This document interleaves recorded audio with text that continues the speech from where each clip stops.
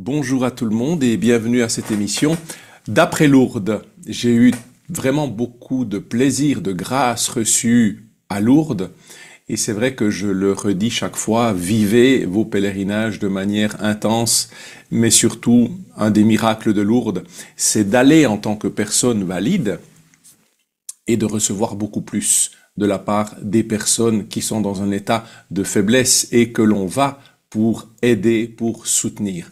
C'est un des petits miracles qui nous rappelle aussi que celui qui semble faible, qui semble aliéné, diminué dans son état de capacité physique et biologique, bien souvent demeurera un très grand mystère. Et quand je vois la joie de ces personnes, l'espérance qu'ils portent en elles et le témoignage qu'ils nous donnent de trouver dans ce qu'ils ont, dans leur faiblesse, encore la force de nous transmettre véritablement le vrai sens de la dignité. Et c'est dans ce sens-là, aujourd'hui, en ce jour de l'Ascension, que je tenais à dire ce que je pense de toutes ces lois sur l'euthanasie active. Parce que là aussi, sous le couvert de certains mots, de certains concepts usurpés, disons-le, eh bien, on va faire passer des lois qui refondent complètement une anthropologie. Et non pas forcément une anthropologie chrétienne. Mais je dirais qu'aujourd'hui, on le voit dans les droits de l'homme, le deuxième article, c'est véritablement que chacun a droit à la vie, que le suicide restera toujours moralement mauvais, même si nous aurons toujours des exemples de personnes qui ne veulent pas activement se donner la mort, mais qui aimeraient juste arrêter de souffrir. Et nous ne sommes pas là dans un jugement, mais juste dans une analyse de la situation et de voir comment aujourd'hui on peut dire qu'il y a énormément d'institutions qui essaient d'alerter sur ces dérives, sur ces refontes anthropologiques qui sont pour moi le résultat de l'eugénisme, une vision, un carnet de route du transhumanisme, mais aussi de certaines loges maçonniques. Et aujourd'hui, hélas, ceux qui essaient d'alerter sont toujours marginalisés, vus comme des sans-cœurs, des rétrogrades, et c'est l'argument, désormais, on le connaît. Mais ça ne doit jamais nous empêcher de parler. Le défunt pape François lui-même luttait contre tout ce qui était l'aspect de l'avortement, mais aussi de l'euthanasie active. D'ailleurs, il s'est fait juger très très sévèrement, notamment dans son dernier voyage du côté de Louvain-la-Neuve en Belgique, où là aussi il a employé des termes très forts pour dénoncer ceux qui pratiquaient l'avortement. Et je pense qu'il aurait utilisé les mêmes termes pour ceux qui s'apprêtent à pratiquer l'euthanasie active. Alors, je vous donne une petite méditation parce qu'il me semble être ou devoir être concis et j'ai médité sur ce domaine-là pour avoir aussi des arguments. Alors, je vous transmets maintenant ces arguments de réflexion parce qu'aujourd'hui, nous devons sortir de l'émotionnel ou d'exemples qui sont bien réels mais qui demeurent quand même en général des très faibles minorités et il ne faut jamais que les toutes petites minorités puissent infléchir complètement une loi universelle, la loi d'un État, une loi morale, parce que c'est exactement là que nous pouvons arriver à des atrocités. Il faut accompagner ces minorités, ces difficultés, ces personnes qui sans doute vivent des choses terribles dans leur vie, mais là aussi, qu'est-ce qu'on met derrière la fraternité, la solidarité? C'est quoi dans le fond? La dignité. J'ai intitulé cette petite méditation « L'apparence de la lumière, mais l'ombre gagne ». Ils l'ont appelée loi de fraternité, comme si la mort pouvait devenir un acte de charité. Mais ne soyons pas dupes, ce n'est pas la fraternité qui s'exprime ici, mais la tentation la plus ancienne du monde. Vous serez comme des dieux, nous dit Genèse 3 au chapitre 5. Capable de décider du moment et du sens, de la vie et de la mort. Derrière des termes séduisants, dignité, autonomie, liberté, se cache une société lasse de porter les faibles, fatiguée d'aimer jusqu'au bout. Une société qui, au lieu de soulager la douleur, préfère supprimer le souffrant. On parle de liberté, mais combien de malades, de personnes âgées, se sentiront obligées de ne pas peser? Combien diront « je veux mourir » en pensant « je dérange ». La souffrance humaine n'est jamais vaine quand elle est aimée. Saint Paul le disait, « je complète en ma chair ce qui manque aux souffrances du Christ pour son corps, qui est l'Église. » Colossiens 1, chapitre 24. Et le Christ lui-même n'a pas fui la souffrance. À Gethsémani, il a crié sa peur de mourir, mais il a choisi d'aimer jusqu'au bout. Il n'a pas dit « je mets fin à mes jours », mais « Père, entre tes mains, je remets mon esprit ». La loi de Dieu est claire, tu ne tueras pas, et c'est le 6e commandement. Ce commandement ne souffre d'aucune exception ni travestissement. Toute législation qui, même subtilement, légalise l'acte de tuer, s'oppose frontalement à ce fondement moral, humain et spirituel. Le serment d'Hippocrate, socle éthique de la médecine, affirme « Je ne remettrai à personne du poison, si on m'en demande, ni ne prendrai l'initiative d'une pareille suggestion. » L'éthique médicale est fondée sur le soin, non sur la suppression du patient. Et pourtant des solutions existent. Les soins palliatifs, l'accompagnement spirituel, les soutiens familiaux, l'encadrement humain, tout cela permet de traverser la souffrance avec dignité. Des exemples concrets le montrent. Par exemple, Marie, 82 ans, atteinte de cancer terminal, voulait mourir. Entourée par une équipe palliative, visitée régulièrement, elle a finalement dit « Je suis heureuse que vous ne m'ayez pas écouté ». Thomas, 42 ans, atteint de sclérose latérale amyotrophique ou maladie de Charcot, soutenu par sa communauté chrétienne et sa famille, a vécu ces derniers mois comme un témoignage de foi. Il disait « Je suis encore une âme vivante qui aime ». Mais cela coûte. Un lit en soins palliatifs, une présence humaine, cela nécessite de l'argent, du temps, de l'amour, de l'attention, de l'abnégation, du renoncement. L'euthanasie, elle coûte peu. Et pourtant, quelle incohérence. L'État condamne l'appel de mort au nom de la dignité humaine, mais propose la mort aux plus faibles. Quelle absurdité que de défendre la vie du criminel tout en légalisant la mort de l'innocent. Un État qui s'arroge le droit de tuer légalement n'est plus au service du bien commun. Il devient l'instrument d'une aliénation morale. Il appelle bien ce qui est mal. Attention, malheur à ceux qui appellent le mal bien et le bien mal, nous dit Isaïe au chapitre 5, verset 20. Car c'est là le piège du mal. Il pervertit les mots. Il appelle euthanasie bonne mort, ce qui est une mise à mort. Il parle de fraternité pour justifier l'exclusion. Il parle de liberté pour légitimer l'abandon. Oui, ne soyons pas des consciences endormies. La foi chrétienne nous appelle à une vigilance aimante.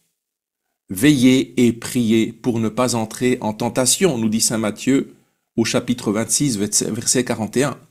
Ce que vous avez fait au plus petit d'entre les miens, c'est à moi que vous l'avez fait. Également Matthieu, chapitre 25, verset 40. Ou défend le droit du faible et de l'orphelin, nous dit le psaume 82 au verset 3. Et j'aimerais vous dire aussi qu'il faut se méfier de toute cette perversion des mots, de toute cette redéfinition des concepts et de voir automatiquement comme progression toute aliénation, parce qu'il y a des aliénations. Et régulièrement, des amis me disent « Oui, tu parles souvent d'une société en décadence, aliénée, tu exagères, etc. » Mais regardez simplement dans la société moderne, sécularisée, les lois, les droits qui viennent en avant. Il suffit de voir ça.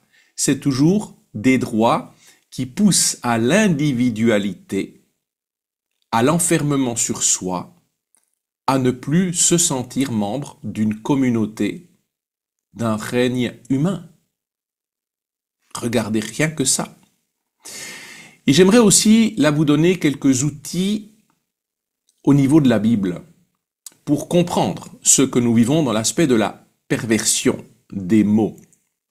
Et lorsqu'on pervertit les mots, lorsqu'on biaise, lorsqu'on endort les consciences, eh bien en général, c'est pour mieux les asservir. Tout d'abord, dans la Genèse, au chapitre 3, versets 1 à 6, nous voyons que le langage corrompu dans la tentation originelle, le serpent était le plus rusé de tous les animaux des champs que le Seigneur Dieu avait fait. Et il dit à la femme, alors Dieu vous a dit, vous ne mangerez d'aucun arbre du jardin. Nous voyons déjà dans cette analyse que le serpent commence par détourner les paroles de Dieu pour semer le doute. Il exagère l'interdit et il présente Dieu comme un tyran. Il pervertit le sens des mots pour séduire l'intelligence. Ensuite, il flatte l'orgueil. Vous serez comme des dieux, connaissant le bien et le mal. Ça signifie vous déciderez vous-même du bien et du mal. Vous serez vos propres maîtres. C'est la racine de l'auto-édification moderne. Nous lisons également en Isaïe chapitre 5 verset 20 le renversement du langage moral. Je cite, « Malheur à ceux qui appellent le mal bien et le bien mal, qui changent les ténèbres en lumière et la lumière en ténèbres, qui changent l'amertume en douceur et la douceur en amertume. » Et ce verset dénonce l'inversion des valeurs. C'est une prophétie puissante sur notre époque, où les mots sont vidés de leur sens. Liberté, amour, justice, dignité. Ils servent à justifier le péché, l'immoralité ou l'injustice. La corruption du langage devient un outil de domination. Troisièmement, dans la deuxième épître aux Corinthiens, au chapitre 11, dans les versets 3 et 4 et 13 à 15, nous voyons que, je cite, « De même que le serpent séduisit Ève par sa ruse, je crains que vos pensées ne se corrompent en s'écartant de la simplicité envers le Christ. » Paul ici identifie une ruse diabolique déguisée en lumière. Il parle des faux prophètes qui viennent avec un autre évangile, un autre esprit, un autre Jésus. Le malin se dissimule dans un langage séduisant, moderne, mais qui trahit le message du Christ. Dans la deuxième lettre aux Thessaloniciens, au chapitre 2, versets 9 à 12, je cite, « L'adversaire viendra avec la puissance de Satan, avec toutes sortes de miracles, de signes et de prodiges mensongers, et avec toutes les ruses de l'injustice pour ceux qui se perdent. » Et nous voyons que ce passage décrit l'action du diable dans l'illusion et l'adhésion volontaire au mensonge, à l'atrocité, au blasphème. Parce qu'ils ne m'ont pas accueilli, ils n'ont pas accueilli l'amour de la vérité. Il y a donc une responsabilité morale dans le refus de Dieu, remplacée par des valeurs séduisantes. Dans l'évangile de Saint Jean, au chapitre 8, verset 44, le diable est vu comme le père des mensonges. Je cite, « Vous avez pour père le diable, et vous voulez accomplir les désirs de votre père. Il a été homicide dès le commencement, et il ne s'est pas tenu dans la vérité, car il n'y a pas de vérité en lui. Quand il profère le mensonge, il parle de son propre fond, car il est menteur et père du mensonge. » Nous voyons ici que Jésus démasque l'action profonde du diable, la falsification de la vérité, la substitution du mensonge à la parole de Dieu, et ça mène toujours à la mort.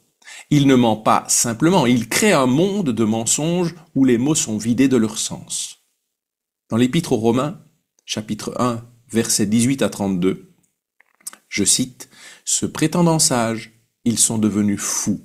Ils ont adoré et servi la créature au lieu du Créateur. » Paul ici montre que lorsque l'homme rejette Dieu, il s'invente sa propre morale, centrée sur ses désirs, son confort, sa qualité de vie, au point de pervertir sa vocation humaine et de justifier l'injustifiable. Ce passage est une analyse spirituelle et anthropologique de l'athéisme contemporain.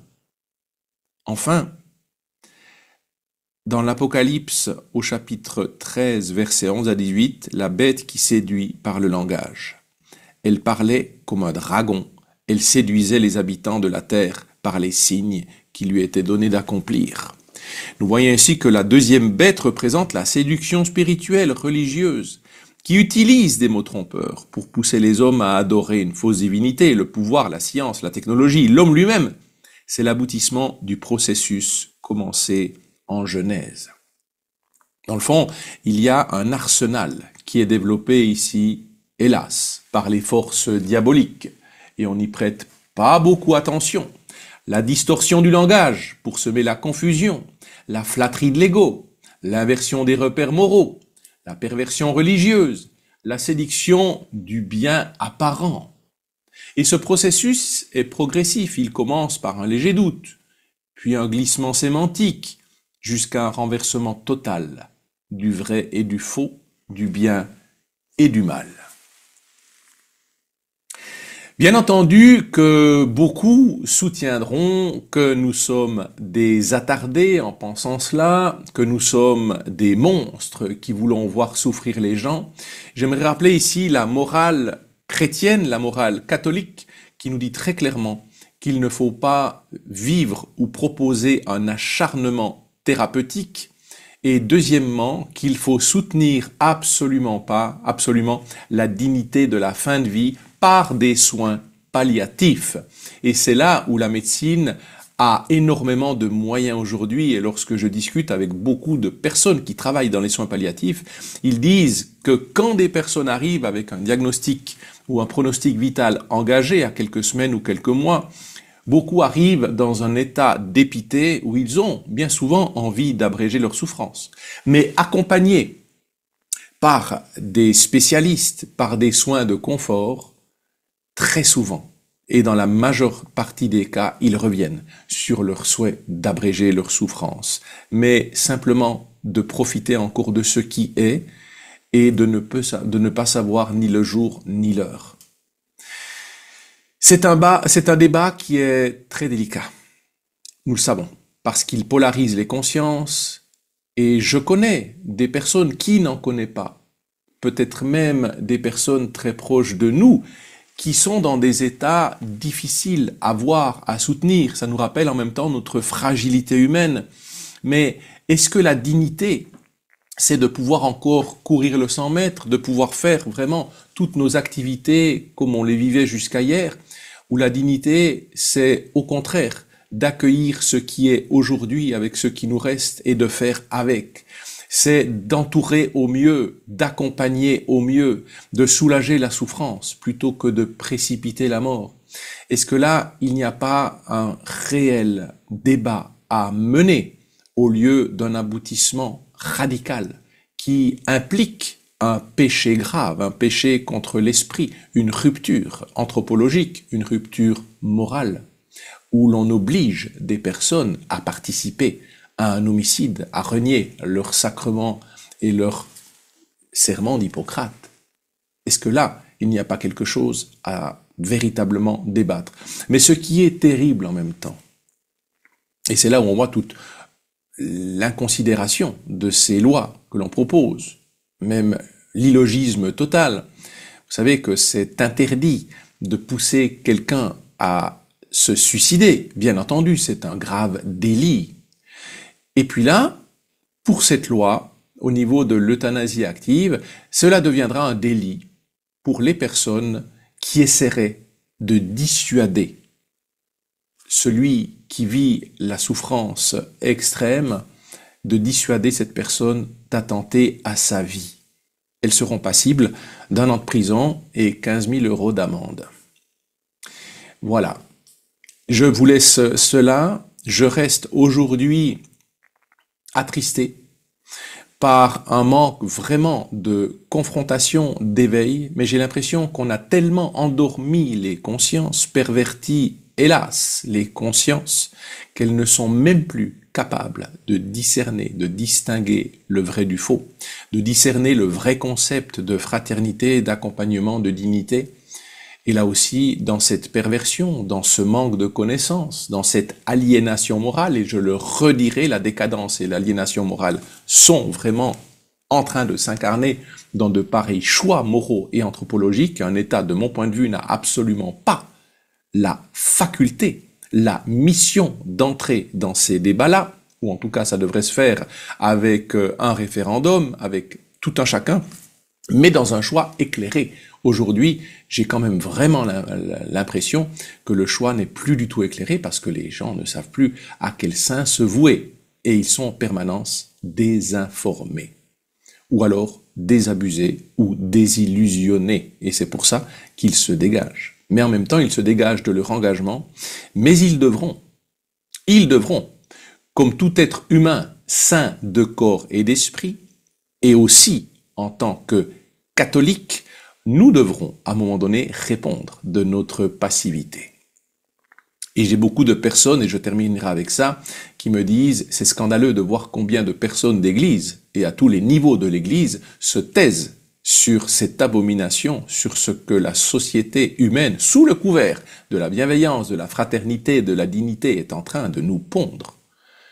Et les instances qui devraient nous prévenir, qui devraient nous protéger, se taisent et deviennent complices ainsi de tout ce marasme anthropologique et moral.